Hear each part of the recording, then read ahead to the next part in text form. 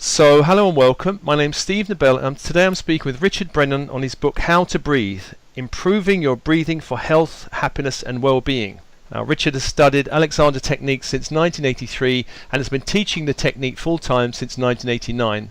He travels extensively through Europe and the US teaching the technique, and he's a director of training in the Centre for the Technique in Galway, Ireland, and he's a leading figure in helping people resolve back and neck problems.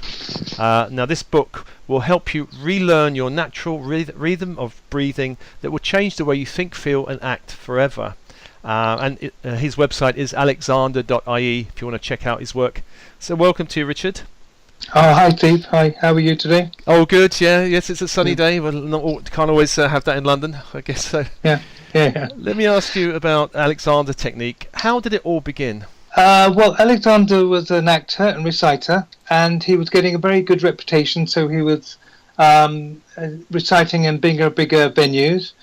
And then he started to notice his breathing was audible, which is something that actors do not like. So he was rasping or breathing in air. And then after that, he began to get a voice problem. He started to lose his voice on stage. And this was going to affect his whole career. So he was very worried about it. And he went to various people to try and get help. He went to someone who gave him neck exercises.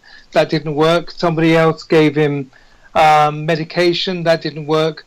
And then eventually he went to a doctor who examined his vocal cords. Now, we're talking about 1890.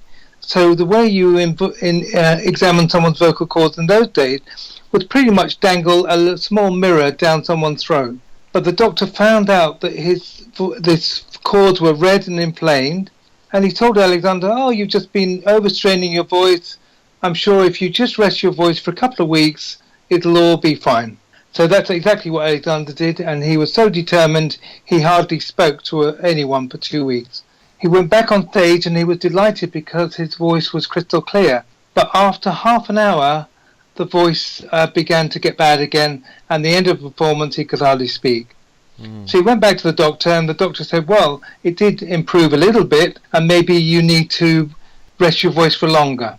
But Alexander said, look, if my voice was okay at the beginning of the performance and it wasn't okay at the end of the performance, surely it was something I was doing while performing.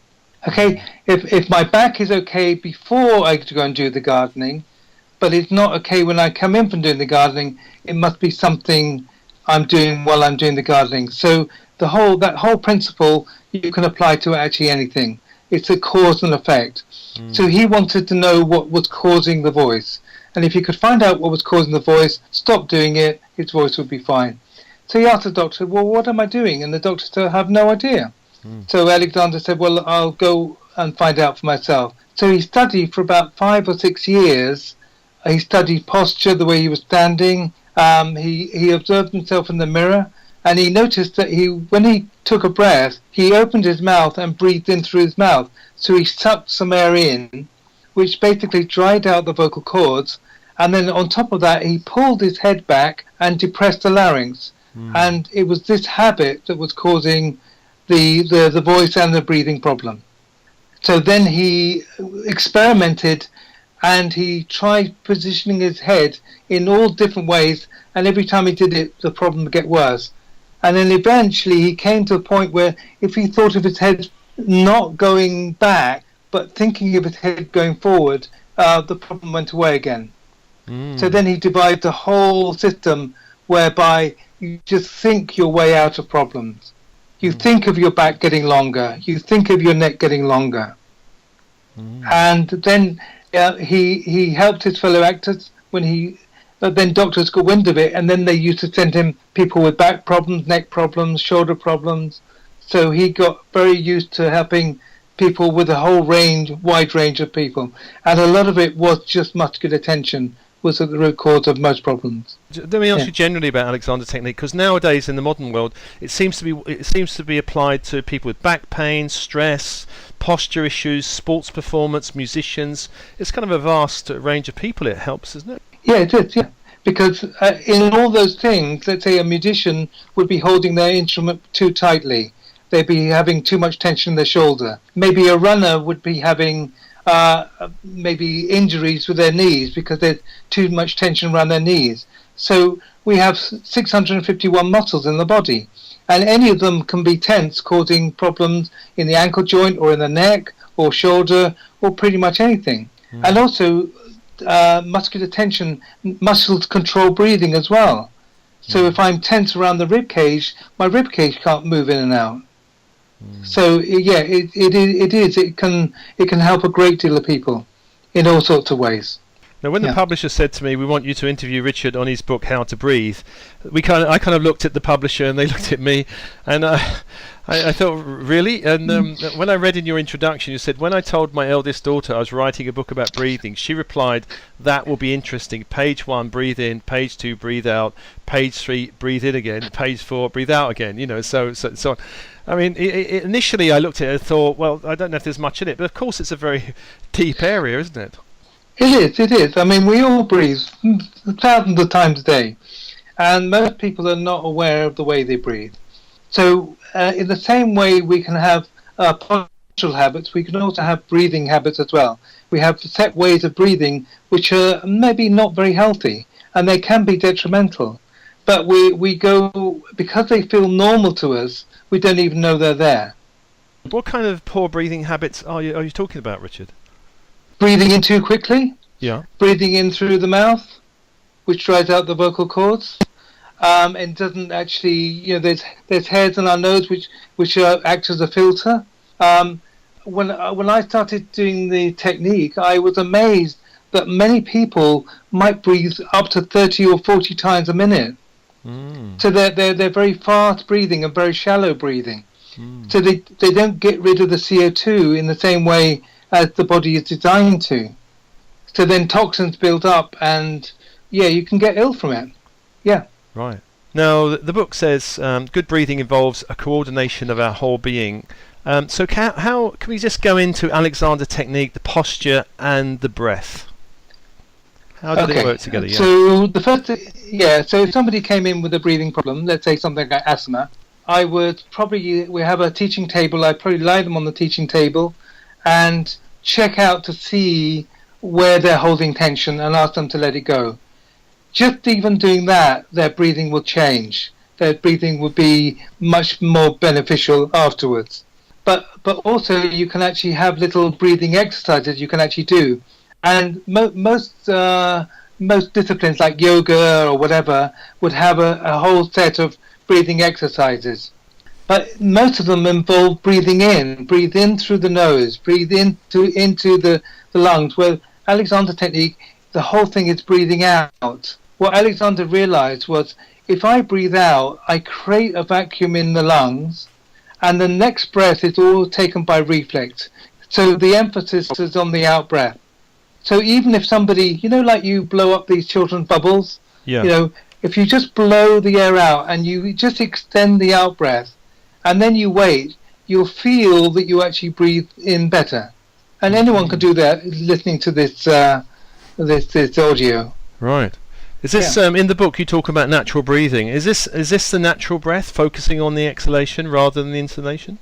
Yeah. If you look at a small child, when they're asleep, it almost looks like their whole body is breathing. It's not just the lungs; their whole body is actually expanding and contracting. Right. And breathing is a reflex. So to trigger the reflex, all you have to do is breathe out. So people are usually, the main habit is to start taking a breath before the out breath is finished. That sounds simple, but is it simple? It is simple, but you have to go against your habit. So when people first do it, it feels strange to them. Yeah. In the same way as if I drove your car and you drove mine, your car would feel strange to me. The indicator would be in the wrong place and the pedals would be slightly different. So, but after an hour or so, I would get used to it and you would get used to mine. In the same way, Alexander used to say, good posture feels strange to begin with, if you're not used to having it. Yeah. So people go, well, I feel really good and I feel I'm really breathing well, but I don't feel like me anymore. I feel like somebody else. Yeah. Yeah. Do we compress our rib cage? If we're like crouching over, over the computer or kids at school, is there a kind of compressing of our breath as well? Oh yeah, absolutely. If you look at most children at school, they're bending over their desk and they're not able to breathe. If you slump down and you pull yourself down and then you try and take a deep breath, you can't do it. So posture and breathing are very, very interrelated. So when you're improving breathing, you're also improving people's posture. Right. And when you're improving people's posture, you're also improving their breathing. So they go hand in hand. It's all the same stuff. I know when I did, because sports, I did long distance running and also short distance running, but particularly on the long distance running, I noticed I had to get I practiced with all kinds of breathing rhythms, and I noticed that if my breathing was so connected to my performance, can Alexander help in something like long distance running? Yeah, absolutely. We just had a guy called Malcolm Bark over here in Ireland who did a week's running course with us. And it was really interesting because I actually learned something too. He said, if you get out of breath while you're running, you're trying too hard. Right. And for me, that was amazing because when I run, I always get out of breath. And then he just showed us how to run in a certain rhythm, especially long-term marathon running, where you just stay with this rhythm of your breath and you don't get out of breath at all. And you can run for a long, long, long time. You must see singers, I guess, because singers are something where breath and the voice is so interconnected. Is again Alexander technique something that can really help singer or performers who do lots of speaking on stage? Oh yeah, absolutely. Yeah, there's a lot of singers. Madonna is one. Paul McCartney is another, and there's a whole range of singers and musicians that come to the Alexander technique. It's very big. It's very big in the music world. Right. Yeah, most colleges that performance, like drama colleges or music colleges, Royal College of Music, for instance, in London, they all have resident Alexander teachers because there are so many problems around. I think there's a statistic that 70% of people playing in orchestras play in pain. Oh right, that's not good, is it? No, 70%. That's a lot. Wow. That's a lot. Yeah. Wow. Yeah. Have you ever had to deal with opera singers? Now I know the opera singers really have to have these bellow-like lungs, don't they? Yeah, I'm actually working with an opera singer in London at the moment, and I'm going to teach her class. So that's in October. So I'm looking forward to that. Yeah. There's this whole concept of I have to try really hard. And therefore I over-try, I strain. And Alexander had a philosophy, if you want to give your best, give 80%. So when you're playing, just give 80%. If you give 80%, that's pretty good, but it doesn't push you over to this thing of Alexander that most people are too goal-orientated, that they try too hard. And in the trying too hard, they get nervous, they get stage fright, they get tension problems, and then they can't play their musical instrument properly. I get from what you're saying that really Alexander technique is not really so much learning something new, but really unlearning something. Is that true? Exactly. It's an unlearning, because we all as children had perfect posture and our breathing was absolutely fine, and our movements. I mean, if you look at a child playing in the sand, they're squatting with so much ease, their balance. They're breathing well. Their movements are amazing. And if you go to people outside the modern world, let's say Aborigines or the Berber people, they still have the same movements as children. They're still very upright. The Native American Indians, for instance, they're very upright. They're not bent over. They don't have neck problems and back problems. And in India, hardly anyone gets a back operation or a hip operation because they're, unless they're in a car accident. Yeah. Not from posture, but in our society, all these aches and pains suddenly come on for no reason. Yeah. So Richard, and one thing about the book I noticed is lots of brilliant exercises, from improving air circulation, releasing tension. Can you give a simple exercise for our listeners that would help them perhaps with their breath and perhaps with their voice? Yeah. Well, it's not mine. This is Alexander's. He didn't really believe in exercising because he felt that most people exercise to habit. But in breathing, he made an exception because he felt it was an exercise of inhibition. And the exercise is basically, you just maybe lie on a bed and you just notice your breathing, and it comes in and out. And then after a few breaths, you whisper an R sound. When I say R, I mean AH, as in father. And you make that R go as long as you can without straining. And then you close your mouth and you let the air come back in through the nose. And you just repeat that about 6 or 7 times. And afterwards, you just really feel that your lungs are working much, much better. Yeah, it's just very, very simple, very simple. It's not complicated. It takes 1 minute to learn it. Most of the practice is very simple like that. Yeah, they are. They are. Well, it looks a wonderful book. I love the cover. It's this kind of beautiful blue-green cover with a kind of huge spiral on it. How to Breathe, Improving Your Breath for Health, Happiness and Well-Being. So, Richard, again, thank you so much for speaking with me today. Okay, you're very welcome, Steve. Thank you.